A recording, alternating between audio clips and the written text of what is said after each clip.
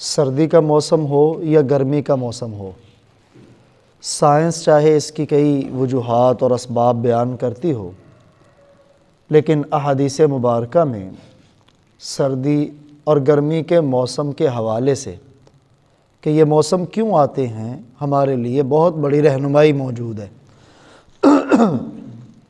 صحیح مسلم کی حدیث روایت ہے، نبی اکرم صلی اللہ علیہ وآلہ وسلم کا ارشاد ہے، جہنم اللہ کی بارگاہ میں درخواست پیش کرتی ہے، یا اللہ میرے باز نے میرے باز کو کھانا شروع کر دیا، اس قدر زیادہ گرمائش اور زیادہ ٹھنڈک ہے، کیونکہ جہنم کے دونوں طبقے ہیں، گرم بھی سرد بھی، تو مجھے سانس لینے کی اجازت دی جائے۔ چنانچہ اللہ جل جلالہ نے جہنم کو 2 سانس لینے کی اجازت دی۔ ایک سانس اس سے گرمی کا ظہور ہوتا ہے، دوسرا سانس اس سے سردی منظر عام پہ آتی، چونکہ ایک طبقہ جہنم کا زمہریر ہے جو سرد ہے، تو معلوم ہوا سخت گرمی بھی جہنم کے سانس کا اثر ہے اور سخت سردی بھی جہنم کے سانس کا اثر ہے۔ موسم اللہ کے بنائے ہوئے ہیں، موسموں میں اپنے رب کو راضی کرنے کی ہمیں ضرورت ہے، نہ کہ موسموں کے شکوے کرنے کی۔ سردی کا موسم پھر بھی موسم مومن کے لیے بہت ہی عمدہ موسم ہے۔ حدیث مبارکہ میں آتا ہے، الشتاء ربیع المؤمن، سردی کا موسم مومن کے لیے موسم بہار ہے۔ ایک وہ موسم بہار ہے جسے میں نے اور آپ نے موسم بہار سمجھا ہوا ہے، جس میں ہر طرف ہریالی، سبزہ، پھل پھول، یہ چیزیں نظر آتی ہیں، خوبصورتی نظر آتی۔ اور ایک وہ موسم بہار ہیں جس میں بندہ اپنے رب کے سامنے خوبصورت بن جاتا ہے، اور حقیقت میں مومن کا موسم بہار وہی ہے جس میں بندہ اپنے رب کے سامنے مزین اور خوبصورت ہو جائے۔ تو آپ صلی اللہ علیہ وسلم نے فرمایا، الشتاء، شتاء عربی میں سردی کے موسم کو کہتے ہیں، ربیع المؤمن، مومن کا ربیع ہے، اور ربیع موسم بہار کو کہتے ہیں، یعنی سردی کا موسم مومن کے لیے موسم بہار ہے۔ اب آپ نے اسے جو موسم بہار فرمایا، وجہ کیا ہے؟ تو آپ نے 2 وجہ بیان فرمائی۔ پہلی وجہ، طال لیلہ فقام، اس کی راتیں لمبی ہوتی ہیں، تہجد کا قیام کرنا آسان ہے۔ وقصر نہارہ فصام، اس کا دن چھوٹا ہوتا ہے، روزہ رکھنا آسان۔ یعنی دیکھیں، جس میں مومن کے لیے نیکیوں کو سمیٹنا آسان ہو، اس موسم کو مومن کے لیے موسم بہار کہا گیا۔ اب تہجد کی نماز سردیوں میں پڑھنا آسان، راتیں لمبی ہیں، نیند پوری ہو جاتی ہے جلدی، بندہ 6 گھنٹے آرام سے سو کر آرام سے اٹھ کر تہجد بھی پڑھ سکتا ہے اور اپنے رب سے مانگ بھی سکتا ہے، کیونکہ تہجد کی نماز کے بارے میں آپ صلی اللہ علیہ وسلم نے امت کو ترغیب دی کہ تہجد کی نماز پڑھا کرو، تم سے پہلے جتنے نیک لوگ گزرے ہیں ان کی یہ عادت ہے تہجد کی نماز۔ اور تہجد کا وقت وہ وقت ہے جس میں اللہ جل جلالہ آسمان دنیا پر جلوہ افروز ہوتے، اور ایک ندا اعلان کرنے والا اعلان کر رہا ہوتا ہے کوئی اللہ سے روزی کا طلبگار، اللہ اسے روزی دے، ہے کوئی بخشش کا طلبگار، اس کی بخشش کر دی جائے، ہے کوئی بیمار جو عافیت کا طلبگار ہو، اس کو عافیت دے دی جائے، یعنی دعاؤں کی قبولیت کا وقت ہے۔ اس لیے جو لوگ عموماً وظیفے پوچھتے ہیں نا، جی فلاں کام ہو جائے، مجھے کوئی وظیفہ بتا دیں، سب سے بڑا وظیفہ تہجد کی نماز اور تہجد کے وقت اپنے اللہ کے سامنے دامن کو پھیلانا ہے، اپنے رب کے سامنے مانگنا ہے۔ آپ صلی اللہ علیہ وآلہ وسلم اللہ کی مخلوق میں سب سے اعلیٰ ہیں، آپ کی خاطر کائنات کو وجود ملا، لیکن اس کے باوجود ساری رات اللہ کے سامنے قیام فرماتے ہیں۔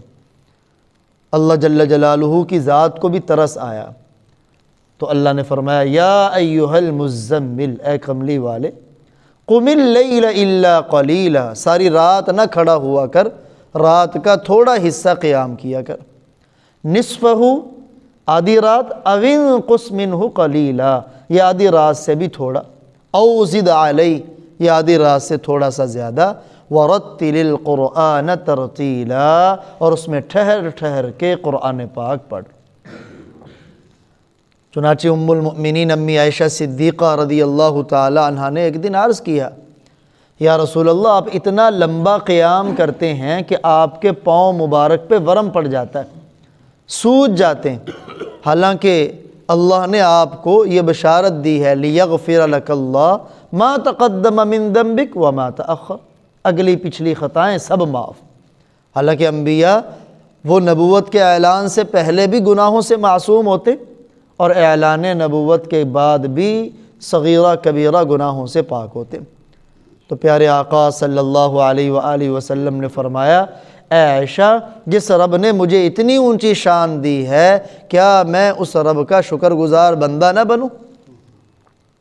تو جسے بلند شان ملی ہو اسے شکر بھی اتنے اعلیٰ درجے کا کرنا چاہیے۔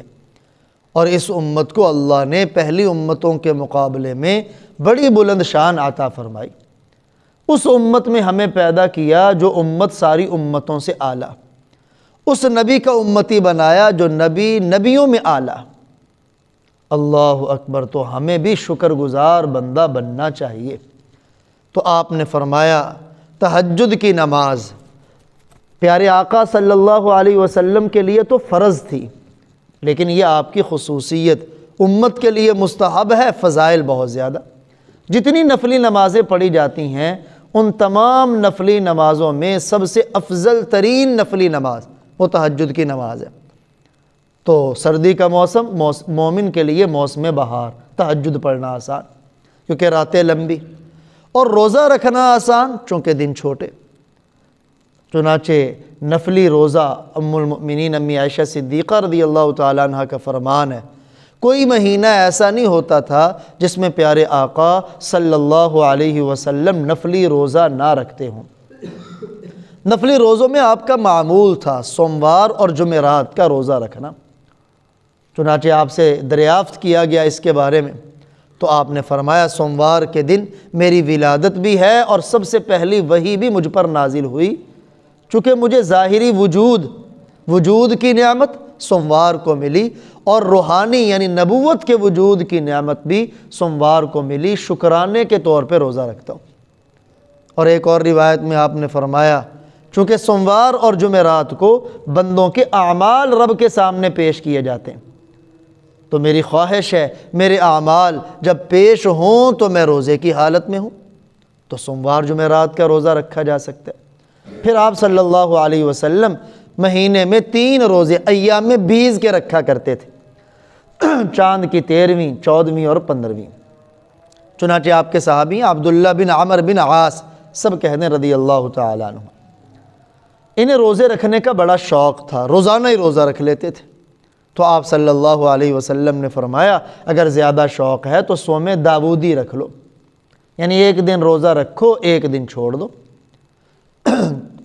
اور آپ صلی اللہ علیہ وسلم نے انہیں جو وصیت اور نصیحت فرمایا مہینے میں 3 روزے رکھ لیا کرو، یہی بہتر ہے۔ تو عرض کرنے لگے یا رسول اللہ میرے اندر تو اس سے بھی زیادہ طاقت ہے، تو آپ نے فرمایا پھر صوم داودی رکھ لو، ایک دن رکھو ایک دن چھوڑ دو۔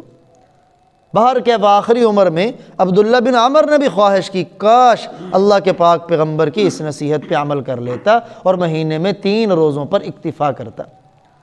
تو مہینے روزے رکھنا سردی کے اندر آسان ہے، اور جن کے رمضان میں چھوٹے ہوں، ہمارے گھروں میں عموماً مستورات کے روزے رمضان کے رہتے ہوتے ہیں، تو مستورات کو بھی بتایا جائے آج کل روزہ رکھنا بڑا آسان ہے۔ عموماً کھانے کی روٹین 2 وقت ہی ہوتی ہے، صبح کھا لیا شام کھا لیا، دن میں ضرورت ہی محسوس نہیں ہوتی، بس وقت چینج کر دیں، صبح ذرا سحری کے وقت کر لیں برکت والا، اور شام ذرا مغرب کے وقت کر لیں افطاری کا بابرکت کھانا اور دعاؤں کی قبولیت کا وقت۔ تو روزہ رکھنا آسان، اور آپ صلی اللہ علیہ وآلہ وسلم نے فرمایا لِكُلِّ شَيْءٍ زَكَاتٌ، ہر چیز کی زکوٰۃ ہے۔ مال کی زکوٰۃ 2.5% نکالتے، پیداوار کی زکوٰۃ اس کا 10واں یا 20واں حصہ نکالتے۔ تو آپ نے فرمایا انسان کو جو بدن کی نعمت ملی ہے اس کی بھی زکوٰۃ ہے۔ وَزَكَاةُ الْجَسَدِ الصَّوْمُ، جسم کی زکوٰۃ وہ روزہ رکھنا ہے۔ مال کی زکوٰۃ ادا ہو نا تو مال پاک ہو جاتا ہے، بدن کی زکوٰۃ ہو تو بدن بیماریوں سے پاک ہو جاتا ہے، بیماریوں سے پاک ہو جاتا ہے۔ معاشرے کے اندر اطباء سے پوچھ لیں، بیماریاں جتنی بھی لگتی ہیں زیادہ کھانے کی وجہ سے لگتی ہیں، کم کھانے کی وجہ سے تو بیماریاں ختم ہوتی ہیں۔ اس لیے اس سردی کے موسم کا روزہ رکھنا آسان ہے، کچھ نہ کچھ ترتیب ہم بنائیں۔ سردیوں کے موسم میں ایک اور روایات میں جو ہمیں حکم ملا ہے وہ ہے وضو کو صحیح طریقے سے مکمل کرنا، کیونکہ عموماً سردی لگتی ہے، ٹھنڈا پانی ہوتا ہے، وضو کرنے کو دل نہیں کرتا۔ تو نبی اکرم صلی اللہ علیہ وآلہ وسلم نے فرمایا من اسبغ الوضوء فی البرد الشدید کان لہ من الاجر کفلان، جس نے سخت سردی میں مکمل وضو کیا اسے اللہ تعالیٰ اجر کے 2 حصے دیتے ہیں، یعنی ڈبل اجر عطا فرماتے ہیں۔ اور آپ صلی اللہ علیہ وسلم نے فرمایا کیا میں تمہیں ایسی چیزیں نہ بتاؤں، ایسی چیز کی طرف رہنمائی نہ کروں جو تمہارے گناہوں کو مٹا دیں گی اور درجات کو بلند کر دیں گی؟ صحابہ کرام نے عرض کیا یا رسول اللہ ضرور بتائیں۔ تو آپ نے فرمایا 3 اعمال ایسے ہیں جو تمہاری خطاؤں کو مٹا کے رکھ دیں گے، درجات کو بلند کر دیں گے۔ ان میں ایک عمل وہ سردی میں یعنی نہ چاہتے ہوئے، جب وضو کرنے کو دل نہیں نہ کر رہا، پانی ٹھنڈا ہے، سردی لگ رہی، نہ چاہتے ہوئے بھی اچھے طریقے سے پورا وضو کرنا یہ گناہوں کو مٹاتا بھی ہے، درجات کو بلند بھی کرتا ہے۔ وَكَثْرَةُ الْخُطَى، اور زیادہ قدم اٹھا کے مسجد میں نماز کے لیے آنا۔ آپ کی رہائش دور ہے تو دور سے چھوٹے چھوٹے قدم اٹھا کے، زیادہ قدم اٹھا کے آنا، یہ انسان کے خطاؤں کو مٹاتی بھی ہیں اور درجات کو بلند بھی کرتے۔ ایک نماز پڑھنے کے بعد دوسری نماز کے انتظار میں رہنا، یہ عمل بھی گناہوں کو مٹا دیتا ہے اور درجات کو بلند کر دیتا ہے۔ اور حدیث مبارکہ میں آتا ہے 2 بندوں کو دیکھ کے اللہ مسکراتے ہیں۔ ایک وہ آدمی، سخت سردی کا موسم ہے، اس نے کمبل رضائی لحاف اوڑھا ہوا ہے، چھوڑنے کو دل نہیں کرتا، لیکن ادھر سے اذان کی آواز کان میں پڑتی ہے، اپنی اس آرام کو، گرم بستر کو اللہ کو راضی کرنے کے لیے چھوڑ کے اٹھ جاتا ہے، وضو کرتا ہے۔ اللہ جل جلالہ بندے پہ مسکراتے اور فرشتوں سے فرماتے یہ میرا بندہ کیوں اس نے اتنی مشقت اٹھائی؟ فرشتے عرض کرتے ہیں یا اللہ اسے تیری رحمت کی امید ہے، تیرے عذاب کا ڈر ہے۔ تو فرمایا گواہ ہو جاؤ جس چیز کی یہ امید کر رہا ہے وہ میں نے اسے دے دی، اور جس چیز سے یہ ڈر رہا ہے اس سے میں نے اسے پناہ دے دی۔ اور دوسرا وہ آدمی جو میدان جہاد میں نکلے، اپنی جان کو ہتھیلی پہ رکھ کے نکلے، بیوی بچے چھوڑ رہے، اب جان قربان کرنے کو تیار، حتیٰ کہ لڑتے لڑتے جام شہادت نوش کر گیا۔ تو اللہ جل جلالہ فرشتوں سے پوچھتے ہیں، میرے فرشتوں مسکراتے بھی ہیں، دیکھو میرا بندہ اس نے اتنی بڑی قربانی کیوں دے دی؟ فرشتے عرض کرتے ہیں یا اللہ آپ کی رحمت کی امید رکھتے ہوئے، آپ کے عذاب سے ڈرتے ہوئے۔ فرمایا گواہ ہو جاؤ جس کی اس نے امید رکھی وہ میں نے اسے دے دی، اور جس سے وہ ڈرا اس سے میں نے پناہ دے دی۔ تو سردیوں کے موسم میں ایک وضو کو اچھے طریقے سے کرنا، اس کے اندر بھی ہمیں ترغیب دی گئی، فضائل سنائے گئے، فضائل سنائے گئے۔ اللہ اکبر کبیرہ۔ اس لیے حدیث مبارکہ میں آتا ہے 3 چیزیں ایمان میں اعلیٰ کام ہیں، ایمان میں جتنے بھی نیک کام ہیں ان میں اعلیٰ ترین 3 کام ہیں۔ نمبر 1، کسی کو سردی کی رات ہے، احتلام ہو گیا، غسل واجب ہو گیا، اسے کوئی نہیں دیکھ رہا، ایک اللہ دیکھ رہا ہے، تنہائی میں اٹھا، پانی جیسا کیسا تھا اس نے اللہ کو راضی کرنے کے لیے اپنے بدن کو پاک کیا، یہ کام ایمان میں اونچے کاموں میں سے۔ اور ایسے ہی بیابان تھا، تنہا تھا، نماز کا وقت ہوا، اللہ کے سوا کوئی دیکھنے والا نہیں، لیکن اس نے وضو کیا، یہ نہیں دیکھا کہ میں اپنی کھیتی باڑی کے اندر ہوں، وضو کر کے اللہ کے سامنے سجدے میں سر کو رکھ دیا۔ یہ ایمان کے اعلیٰ کاموں میں سے اعلیٰ کام ہے، بڑا اونچا کام۔ تو سردی کے موسم میں وضو کرنا۔ اور ایک اور اہم ترین مسئلہ، عموماً وضو کرتے ہوئے بھی بسا اوقات پاؤں میں جرابیں ہوتی ہیں، جرابوں پر ہی مسح کر دیا جاتا ہے سردی سے بچنے کے لیے۔ یاد رکھیں یہ جو ہمارے معاشرے میں بکنے والی جرابیں ہیں نا، سوتی یا اونی، ان پر مسح نہیں ہوتا۔ کریں گے تو وضو میں اپنے پاؤں کو دھونا فرض ہے، پاؤں فرض ادا نہیں ہوگا، وضو ادا نہیں ہوگا، وضو نہیں ہوگا لا تقبل صلاۃ بغیر طہور، وضو کے بغیر نماز قبول نہیں ہوتی۔ کتنی مشقت اٹھائی، گرم بستر کو چھوڑا، گھر سے چل کے آئے، سردی برداشت کی، اور آ کے وضو بھی پورا نہ کیا اور نماز پڑھی، وضو نہ ہوا، نماز نہ ہوئی، تو آنے کا فائدہ کیا؟ باقی یہ جو موضوع پر مسح ہے، امام الائمہ سراج الامہ کشف الغمہ امام اعظم ابو حنیفہ نعمان بن ثابت رحمہ اللہ تعالیٰ فرماتے ہیں اگر موضوع پر مسح کے بارے میں بہت زیادہ تعداد میں روایات میرے تک نہ پہنچی ہوتی تو میں تو موضوع پر مسح کا بھی قائل نہ ہوتا۔ وہ کیوں؟ کیونکہ قرآن پاک کی آیت مبارکہ میں پاؤں کو دھونے کا حکم ہے، اور قرآن کی آیت کا مقابلہ کوئی حدیث مبارکہ نہیں کر سکتی، اس میں تبدیلی نہیں کر سکتی۔ چونکہ متواتر روایات سے ثابت تھا، اس لیے موضوع پر مسح کا قائل ہوا۔ باقی یہ جو روایات میں آتا ہے کہ مسح علی الجوربین، آپ صلی اللہ علیہ وسلم نے جوربین پر مسح کیا۔ جوربین عربی زبان کا لفظ ہے جس کا ترجمہ جرابوں کے ساتھ کیا جاتا ہے، لیکن اگر اللہ کے نبی کا فرمان ہے تو سمجھنے والے صحابہ کرام انہوں نے سمجھا کہ یہ جو جوربین آپ فرما رہے ہیں تو یہ کون سی جوربین ہے؟ پھر صحابہ سے سمجھنے والے تابعین ہیں، ہم بھی تو ان سے پوچھیں کہ ان جوربین سے مراد کیا ہے؟ تو سب کا اس پر اتفاق ہے جوربین سے مراد ہیں سخینین، وہ جرابیں جو موٹی ہوں۔ اب ہماری اصطلاح میں موٹی جرابیں اور ہیں، اس دور میں موٹی جرابوں کی اصطلاح اور ہو۔ میں اور آپ دکان پہ جا کے دکاندار کو کہیں موٹی جرابیں دے دے، اب جو وہ موٹی جرابیں دے گا، کیونکہ سردی میں ہر کوئی موٹی جرابیں خریدنے کی کوشش کرتا ہے، تو ہم کہیں گے دکاندار نے موٹی کہہ دیا، اب اس پر میرے لیے مسح کرنا جائز ہے، قطعاً اس غلط فہمی میں مبتلا نہ ہو۔ اگر انہوں نے موٹی کی قید لگائی ہے نا تو ہمیں ان سے پوچھنا پڑے گا کہ وہ موٹی کتنی ہوں، اس موٹی ہونے کا مطلب کیا ہے۔ چنانچہ تابعین نے ہی انہی حضرات نے اس کو واضح فرمایا کہ موٹی وہ جرابیں ہیں جس کے اندر 3 شرطیں پائی جائیں۔